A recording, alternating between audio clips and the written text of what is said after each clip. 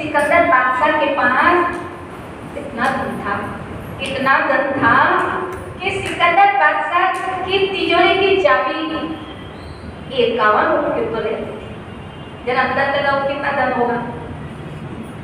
मगर जब सिकंदर इस दुनिया से गए, उनको दुनिया की रमत समझ में आई, तब उन्होंने पहले ही कह दिया था, जब मेरा जनाजा ले जाओगे तो आंखों से नींद बहाना नहीं, उसके पर फूल बरसाना नहीं, एक लंबे के पत्थर के पर ये 2 बार लिखवा देना।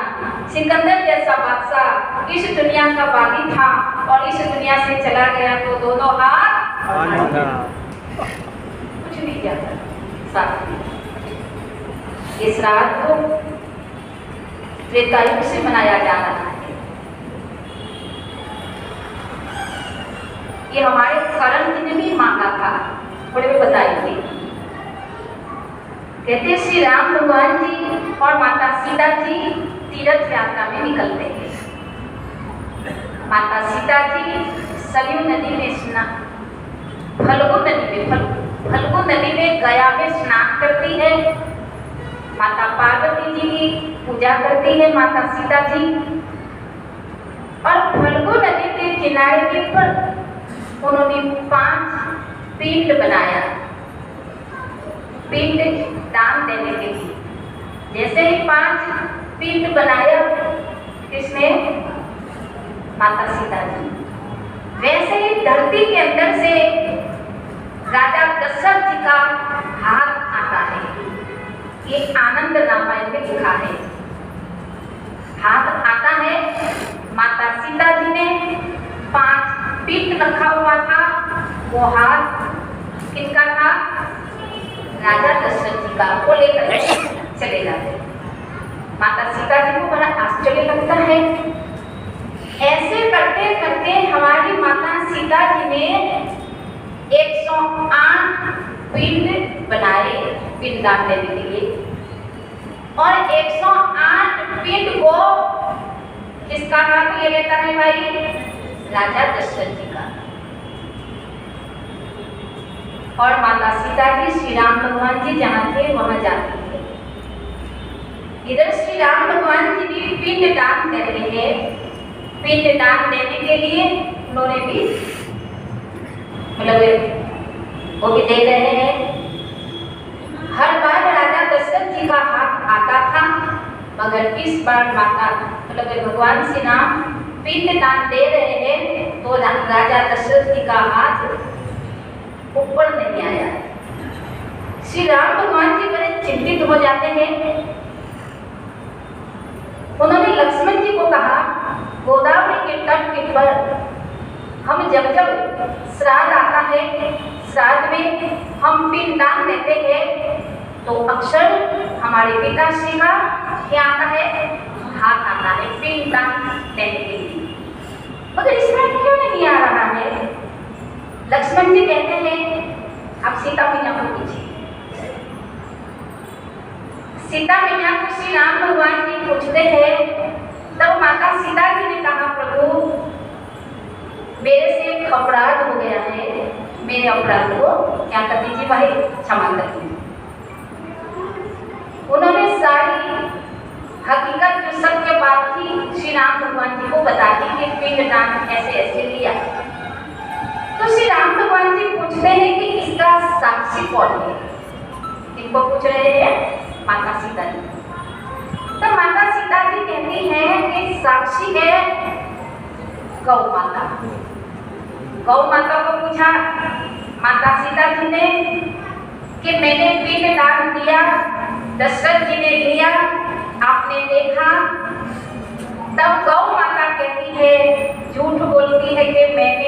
देखा नहीं।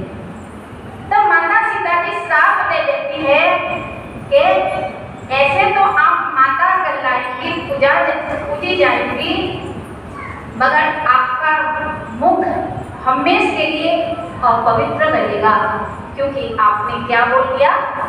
झूठ बोल दिया। फिर पूछा जाता है फल्गु नदी को कि फल्गु नदी तुमने भी तो देखा, मैंने क्या दिया? पिंडदान दिया। फल्गु नदी भी झूठ बोल देती है कि मैंने कुछ भी देखा नहीं। माता सीता जी ने उनको भी साफ किया कि आपने झूठ बोला, क्योंकि झूठ मनुष्य को कभी भी बोलना कभी भी नहीं बोलना चाहिए। कोई कोई बड़े झूठ बोलते हैं, पल पल में बात में झूठ बोलते हैं। माता सीता जी ने कहा ये फल्गु नदी तुमने झूठ बोला, इसीलिए तुम्हारा पानी गुप्त रूप में बहेगा, कभी भी ऊपर दिखाई देगा नहीं।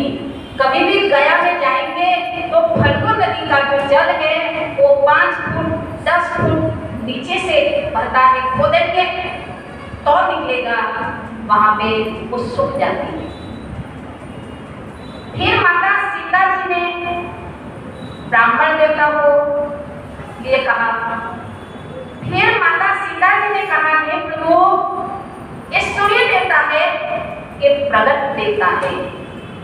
सूर्य देवता, धरती माता, चंद्र देवता, आसमान, ये हमारे कर्म के साक्षी है। हम सोचते हैं हमको कोई नहीं देख रहा है, मगर सूर्य देवता, चंद्र देवता, धरती माता, आसमान, ये हमको क्या है भाई? जोर से बोलिए, हर वक्त देखता है। हम सो जाते हैं तो भी हमारा प्रारब्ध जगता रहता है। हम जो भी कर्म करते हैं इसी तरह धाम के पर हमको भोगना पड़ता है। उसको भोगे बिना हमको मतलब छुटकारा मिलता है। पेट में कोठा कभी ये हरि नहीं सकता दिया है। पेट में कोठा कभी ये हरि नहीं सकता।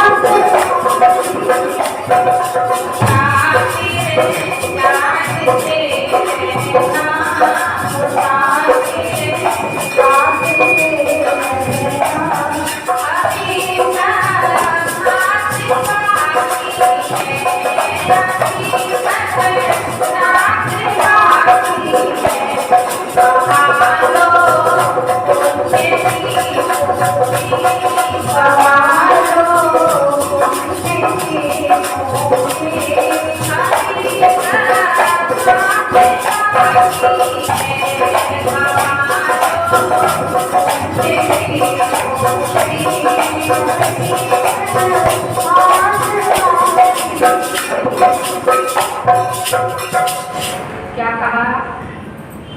कमालो पुण्य की पूंजी अभी प्रभात बाकी है, नरक की यातना की अभी शुरुआत बाकी है। जो उच्च कर्म करते हैं तो उनको ऊंची उन्हीं मिलती है। हम तो भगवान से रोज मांगते हैं, भगवान तेरी आत्मा में शांति दे। लोग मरने की बात बोलेंगे इनकी आत्मा को शांति देना, हम पहले ही बोलते हैं भगवान मेरी आत्मा को शांति देना। रोज हमारे मन में शांति दीजिए और हम खुश हैं, बाकी सब अपने आप मिलता है, जो हमने किया है मिलेगा।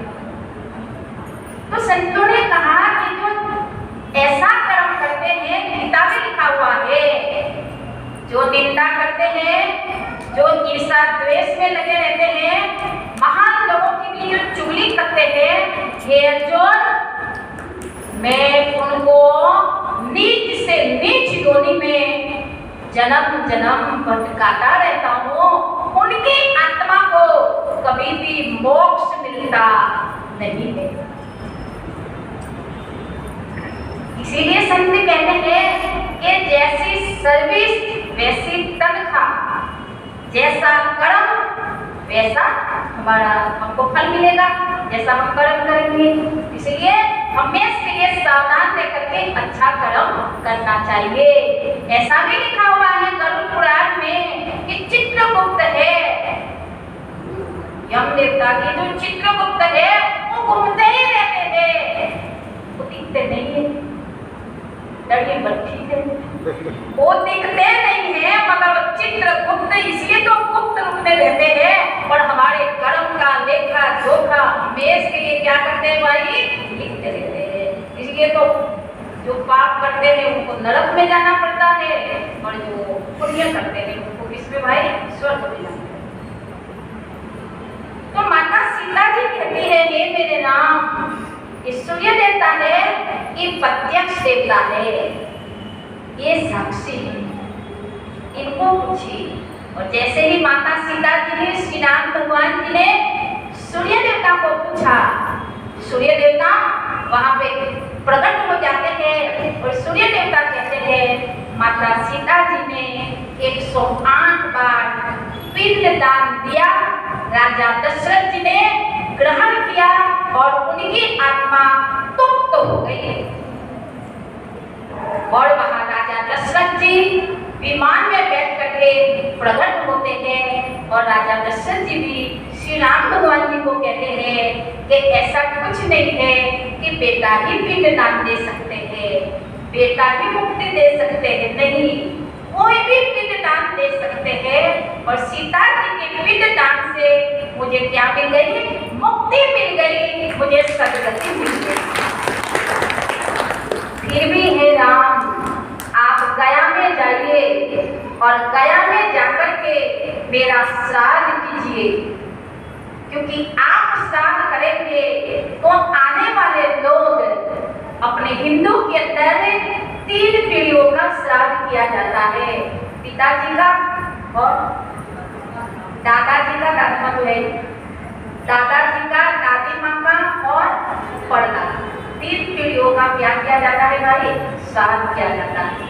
आप श्राद्ध करेंगे तो आने वाले भी अपने माता पिता का क्या करेंगे, आने वाले लोग वो श्राद्ध करेंगे। और यही श्राद्ध श्री राम भगवान जी गया में जाकर के मतलब करते हैं, राजा दशरथ जी का श्राद्ध। तो ये तो त्रेता युग से श्राद्ध को किया जाता है।